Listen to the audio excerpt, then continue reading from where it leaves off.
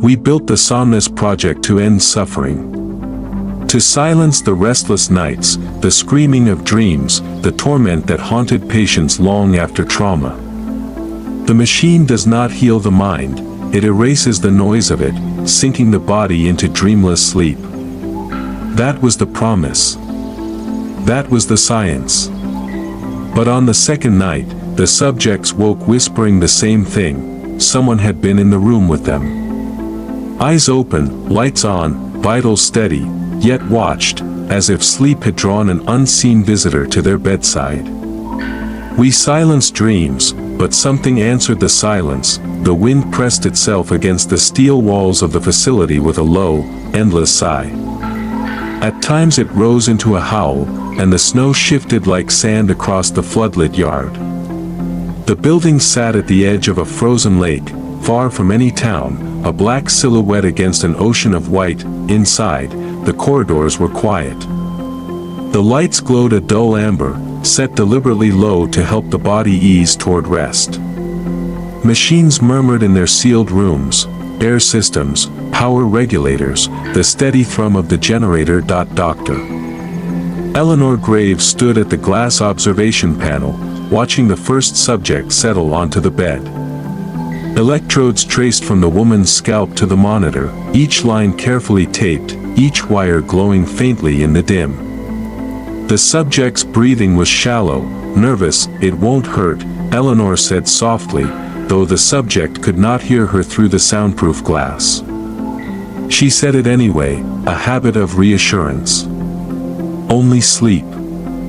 Beside her, Dr. Marcus Hale folded his arms. His posture was casual, but his eyes moved constantly, from the monitor to the subject, back to Eleanor. You've explained it 3 times, he said. His voice carried that careful calm of a psychiatrist who knew the human tendency to spiral. She agreed. Now let's see if Somnus works the way you promised. Eleanor adjusted her glasses. Not promised. Hypothesized. The machine at the subject's bedside hummed, lights blooming across its surface. It was small, hardly larger than a portable oxygen concentrator. Smooth casing, matte white, a line of green indicators that pulsed in rhythm with the patient's breaths. Somnus. The culmination of 4 years' work. The subject shifted once, then stilled. Her eyes fluttered closed. The monitor drew steady curves of brainwave activity across the screen, the jagged rhythms of wakefulness giving way to smoother waves. No REM induction, Eleanor murmured, studying the lines. We're bypassing the architecture as designed. Marcus leaned closer. Meaning she won't dream? Meaning she'll enter sleep without dream phase interference? Eleanor's words were hushed, reverent. For the first time in her life, perhaps. The subject's chest rose and fell, calm as the tide. The machine's pulse steadied. Eleanor allowed herself a long breath, tension easing from her shoulders. Years of theory, nights of failure, months in this frozen place, and now, finally, the quiet proof. It's working, she whispered. Marcus tilted his head. Unless she wakes screaming. Eleanor shot him a look, his mouth curved, but there was no humor in it. Don't tell me you're not thinking about it. We're tinkering with something older than medicine. Dreaming is not a fault in the system, Eleanor. It's what the system evolved for.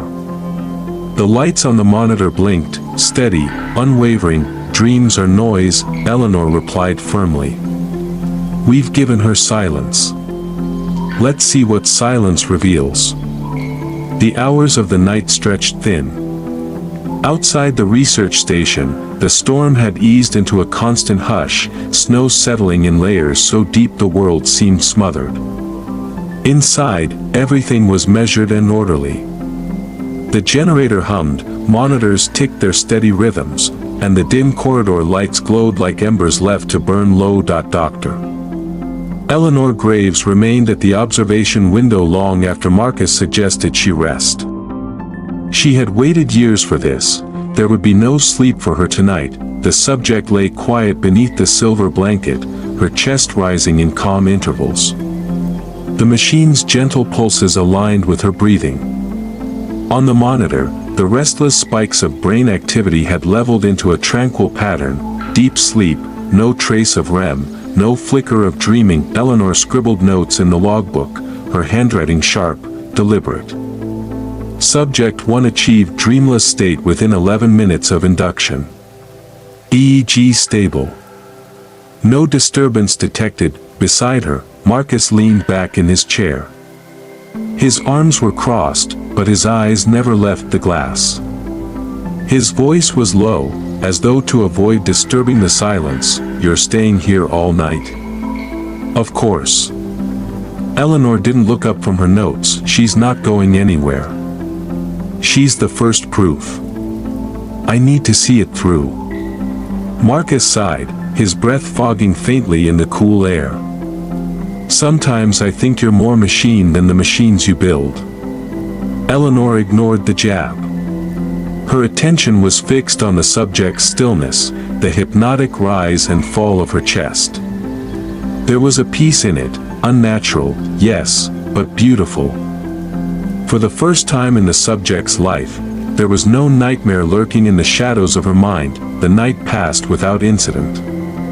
Eleanor tracked the EEG every hour, scanning for even the faintest tremor of dream activity. None came. The lines remained smooth, silent. By morning, the subject stirred. Her eyes fluttered, lids heavy, as though reluctant to leave the depths she had sunk into.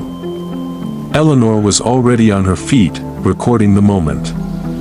Marcus watched from the corner, curious but wary. "How do you feel?" Eleanor asked. Once the woman sat up, the subject rubbed her face, expression unreadable. For a moment, she looked almost startled to find herself awake again. Then her gaze lifted slowly to the glass where Eleanor stood. There was. She paused, lips dry, searching for the right words. There was someone here. Eleanor felt a twinge ripple through her chest. She kept her tone calm. "Someone?" The subject nodded, her eyes wide now. "I don't know. Not like a dream. I wasn't dreaming. But I swear someone was standing right beside me, all night." Her voice trembled, not in hysteria but with the certainty of memory. Eleanor's pen stopped. Marcus leaned forward in his chair, his posture alert. "Did you see them?" he asked carefully. The subject shook her head.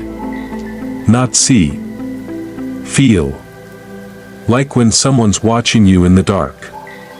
You don't need to see them. You know." Silence stretched in the observation room. The only sound was the faint beep of the heart monitor, still recording steady rhythms. Eleanor cleared her throat. "You experienced an adjustment hallucination. The brain sometimes interprets sensory deprivation in strange ways. It doesn't mean the procedure failed." The subject's face hardened. "That wasn't a hallucination." Eleanor wrote briskly in the logbook. Subject reports sensation of presence during sleep. No physiological disturbance. Likely psychological artifact. Marcus watched her, expression unreadable. When the subject was escorted from the room, he finally spoke. "You're quick to dismiss it." "Because it's expected," Eleanor replied, closing the log. "This is a new experience for the mind. It fills gaps.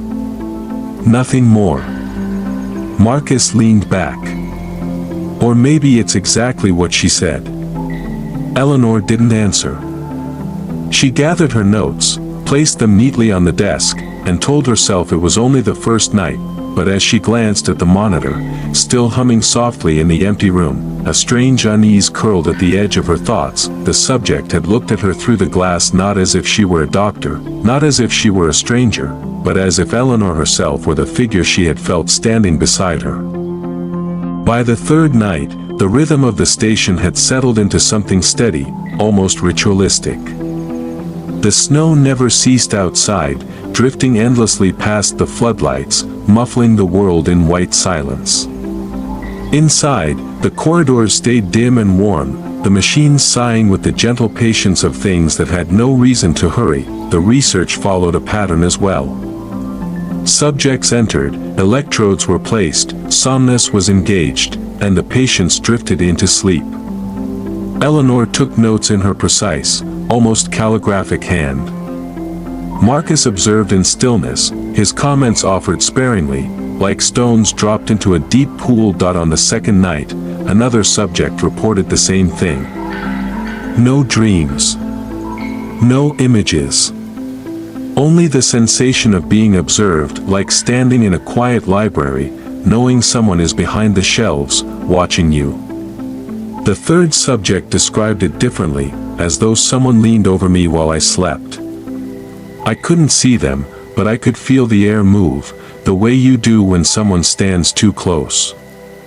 By the fifth night, there was no denying the pattern. Each volunteer, different ages, different histories, different reasons for sleeplessness, spoke of the same presence. It was never violent. Never cruel. Simply there. Eleanor recorded each statement with clinical care, her voice calm, her words deliberate. She labeled the experiences hallucinations of adjustment, a phrase that sounded professional, controlled, dismissive. But Marcus watched her more closely with each report, as though he saw the cracks forming behind her steady expression. They're describing the same thing, he said one morning, as they sat together over mugs of cooling coffee in the observation lounge.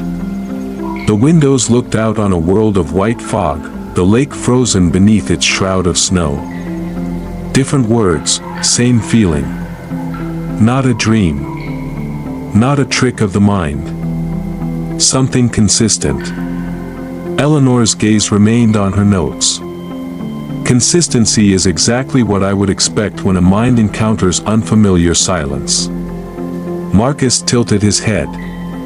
Or consistency is what you'd expect when more than one person is experiencing something real.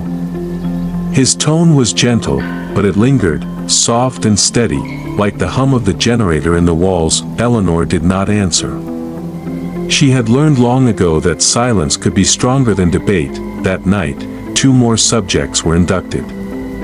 Both slept soundlessly through the hours, their monitors serene, their vitals unwavering. But in the morning, their faces carried the same pallor, the same shadow of unease. One spoke barely above a whisper. It stood at the corner of the room. Patient. Waiting. The other had tears in her eyes. It leaned close. Close enough that I thought if I opened my eyes, I would see it. But I didn't dare. The notes grew heavier in Eleanor's logbook. The words began to repeat themselves, as if the patients were writing the entries through her hand. Watched, beside me, in the room, waiting, and though she wrote them carefully, dismissively, she found herself reading them again in the dim hours of the night, when the wind pressed at the station walls and the silence between the machines felt too deep, too still. Marcus noticed. He said nothing at first.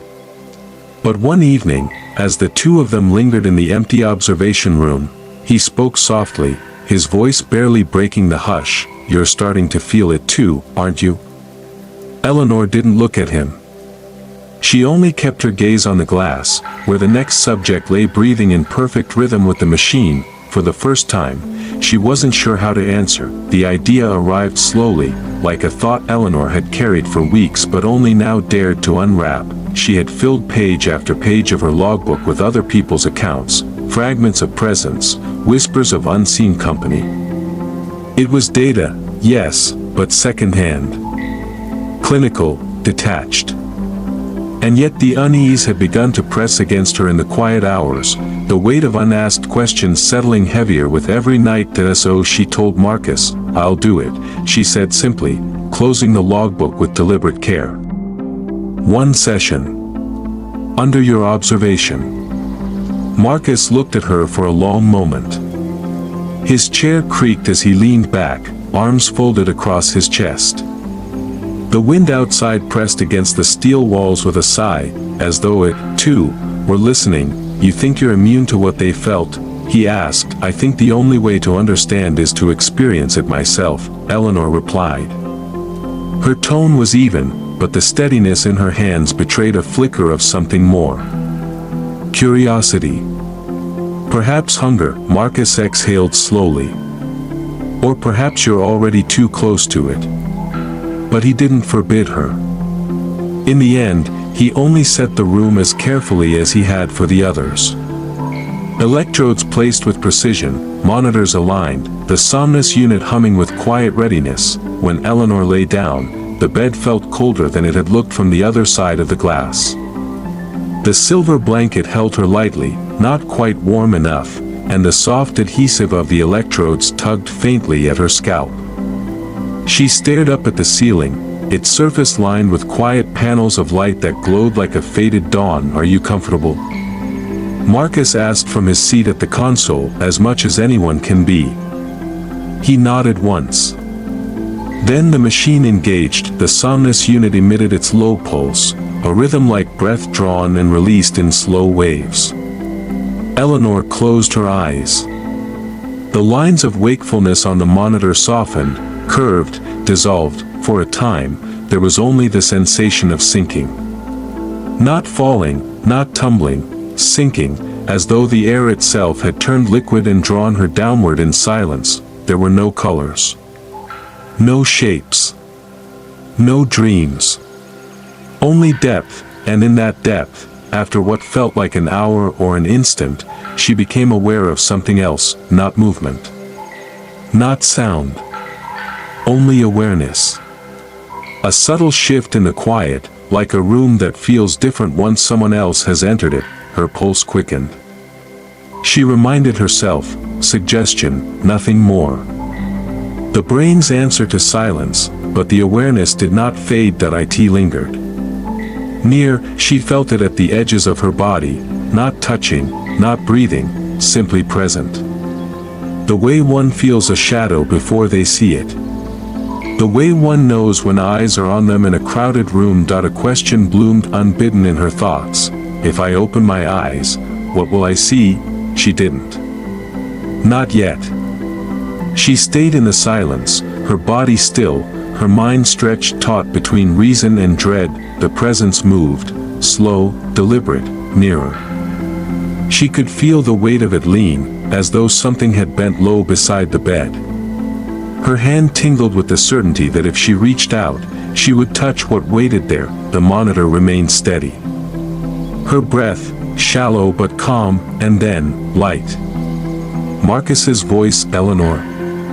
Her eyes snapped open. The ceiling glowed faintly overhead, the hum of the machine soft as ever.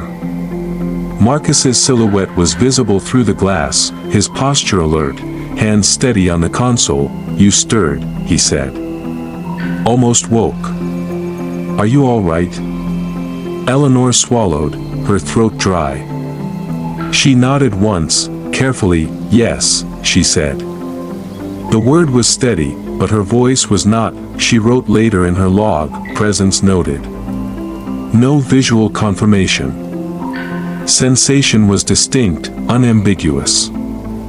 Suggestion insufficient to explain clarity of perception, and in a line she almost did not allow herself to write, "If silence is a doorway, something is already waiting on the other side." Marcus resisted, of course. He resisted with the steady voice of a man who made his career speaking against fear, calming the frayed edges of minds. He reminded Eleanor of ethics, of limits, of the need to preserve the observer's distance, but the pattern had grown undeniable. Too many subjects had described the same thing, with too much certainty. Eleanor's own account, though she cloaked it in professional terms, had carried weight in her voice that no logbook could hide. So, on the 12th night, Marcus agreed. "Once," he said, fastening the electrodes to his own temples with brisk, clinical movements. "Only once. Then I'm finished with it."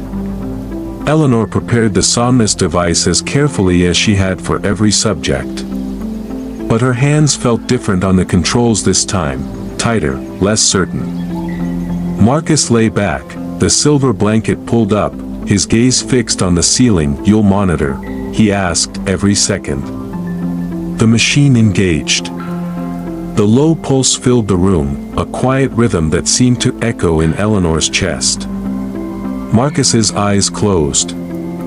The monitor line softened, his breath slowed, and the descent began. For a long while, there was nothing unusual.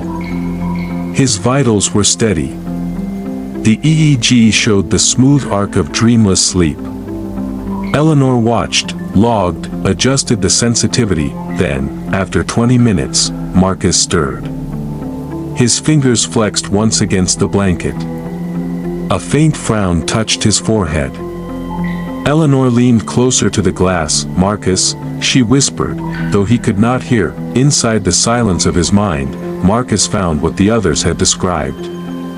The sense of not being alone that it was subtle at first, like the weight of another presence in a room, barely perceptible, yet undeniable. The way a child knows when someone has entered their bedroom at night, even before they open their eyes, that he tried to dismiss it. His training told him the mind filled silence with illusions. But the awareness grew heavier. More defined, something was there, and then he saw it, not clearly, not in detail. But as he lay in the manufactured silence, his eyes closed, he became aware of a form at the edge of his perception. A figure, darker than darkness, shaped like a man but bent, elongated, leaning forward as if studying him with quiet patience. Marcus's breath hitched. His pulse jumped once on the monitor, a tremor across the line. The figure did not move. It only remained present. Waiting. When Marcus opened his eyes suddenly, the ceiling lights glared above him. The hum of the machine returned to his ears. Eleanor was at the glass, her expression tight, her notes forgotten on the desk. He sat up sharply, pulling at the electrodes. His breath came fast, but his voice was steady. "I saw it," he said. Eleanor blinked. Saw. He tore the last electrode free. Not imagined. Not felt. Saw. She opened her logbook, pen poised, but Marcus caught her wrist before she could write. His eyes held hers, dark and steady. "Don't reduce it to words," he said quietly. "It's not an artifact. It's not suggestion. It's here." For the first time since the project began, Eleanor found herself without reply. The 12th night marked a turning. It was not a single moment, not one sharp fracture of reason.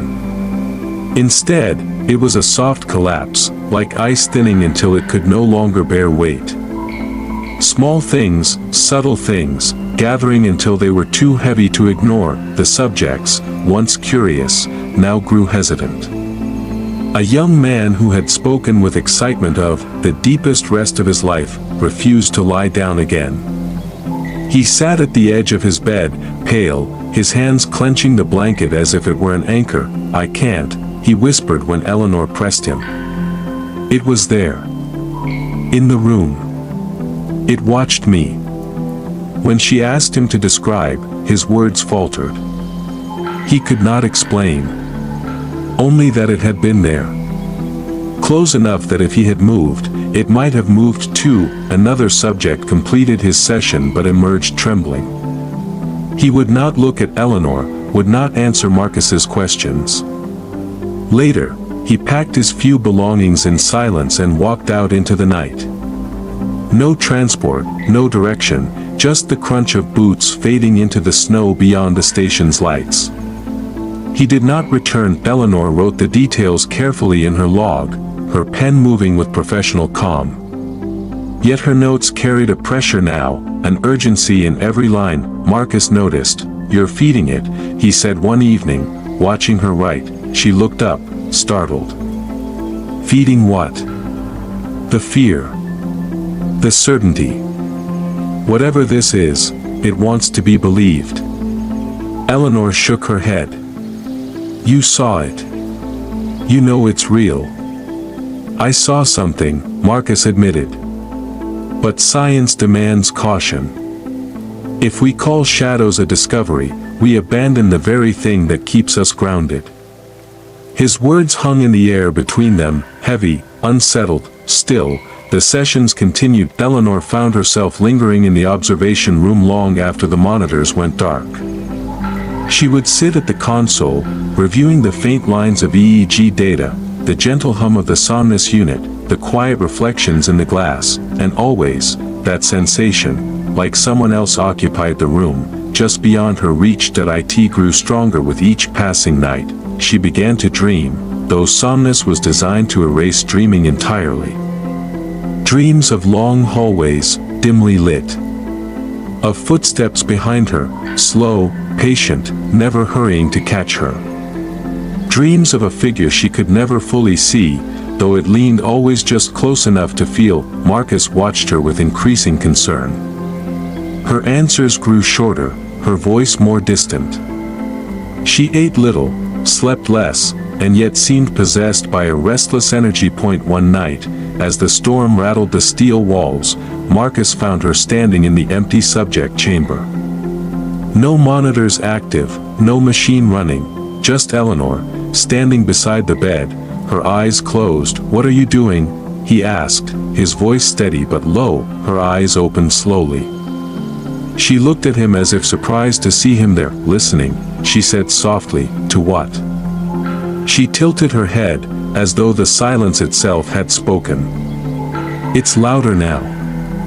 Marcus stepped forward, his jaw tight. "Eleanor. This isn't research anymore. It's becoming obsession." Her gaze sharpened. Obsession built every discovery that mattered. What do you think electricity looked like the first time it flickered in the dark? What do you think radio waves sounded like when no one believed they existed? This is the same. A doorway. He shook his head. Or it's something we were never meant to open. But Eleanor only smiled faintly, a smile that did not reach her tired eyes. That night, Marcus wrote his own note in the secondary logbook. A rare entry, brief but heavy. The subjects are afraid. Eleanor is changing. The silence is no longer empty. If this continues, something will break. And as the station settled into its uneasy quiet, a light flickered once in the observation room, though no switch had been touched, and no storm could reach the wires buried deep below the earth. The station had grown unbearably quiet, snow pressed against the outer walls, muting every sound until even footsteps seemed swallowed whole. Only the hum of the Somnus device remained constant, a faint thrum, steady and patient, like the pulse of something waiting. Eleanor sat in the observation room, her logbook spread before her. Page after page of notes, numbers, and lines of trembling handwriting. She had tried to keep them clinical, detached, but the later entries betrayed her, margins filled with sketches of shadows, words half erased, as though her hand had not been entirely her own. Marcus stood behind her, silent for a long time before he finally spoke. "Enough," he said softly. "The subjects are gone. The funding is meaningless now. It's over." Eleanor did not look up. "It isn't over. Not until we understand it." "You can't understand it," Marcus said. His voice was calm, but there was a deep weariness in it. "It isn't data. It isn't measurable. It isn't ours to hold." Her hand lingered over the logbook. She whispered, almost to herself, "Then why does it keep answering?" The words hung in the air like frost. That night, Eleanor prepared the Somnus chamber not for a subject, not for Marcus, but for herself. No pretense of observation, no clinical distance, only the last step she felt must be taken. Marcus tried to stop her, but her resolve was quiet and immovable. She moved with the stillness of someone who had already made peace. "If you stay here," he said, his hand resting lightly on her arm, "you won't come back." She turned to him with a tired smile. Then at least I'll know what waits on the other side. And with that, she lay down, the machine engaged, its low rhythm filling the chamber. Eleanor's eyes fluttered closed, her breathing slowed, and the monitors began their gentle arcs. At first, it was silence. Pure and vast, the same blank field she had guided others into. But quickly, too quickly, the silence bent, as though something immense shifted within it. She felt the presence. Closer than ever before. No longer vague, no longer at the edge of perception. It stood beside her, patient, deliberate. She opened her eyes within the silence, and the figure was there, not a shadow, not a suggestion, but a shape, tall, faceless, its edges bending against comprehension, as though her mind could not decide what it was seeing. It leaned toward her, not threatening, not kind. Simply watching. That Eleanor's breath caught, yet she did not recoil. Instead, she whispered into the vastness, "What are you?" For a moment, there was no reply. Only the steady pulse of the soundless machine, and then, without words, without sound, an answer formed in her mind, cold and clear as ice. "You silenced the noise.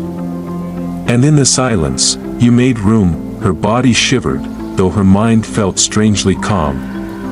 She understood now. The machine had not created peace.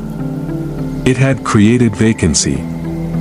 A hollowed place where something else could step in. The figure leaned closer. She felt its presence press against her thoughts, vast and endless, not cruel but inevitable. Back in the observation room, Marcus watched the monitors. Eleanor's vitals remained steady, her body still, but the EEG spiked in strange, jagged rhythms he had never seen before. Lines bending, looping, crossing back on themselves like signals from somewhere else. That he called her name through the speaker, but she did not stir. He increased the volume, his voice sharp now, urgent, but she remained still, her lips parted in a faint smile. Then the monitors froze. Every line flat, every hum silenced. The machine powered down on its own, as though some unseen hand had touched the switch. Marcus rushed into the chamber.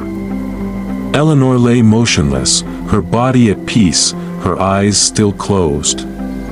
But as he bent near, he saw her lips move once, just enough to form a final word, "Listening." Her chest rose one last time, then fell. The silence deepened. Marcus stood frozen, the cold realization settling in. The machine had not failed. It had worked too well. It had opened the door, and something had stepped through. Later, in his own unsteady hand, he added a final line to the secondary logbook, "Silence is not empty." We opened the door. And now, something waits in the quiet. That he closed the book and set down the pen. The station hummed faintly around him, though no machine was running, and in the stillness he felt it too, soft, patient, unblinking. The presence had not left with Eleanor. It was still there, waiting.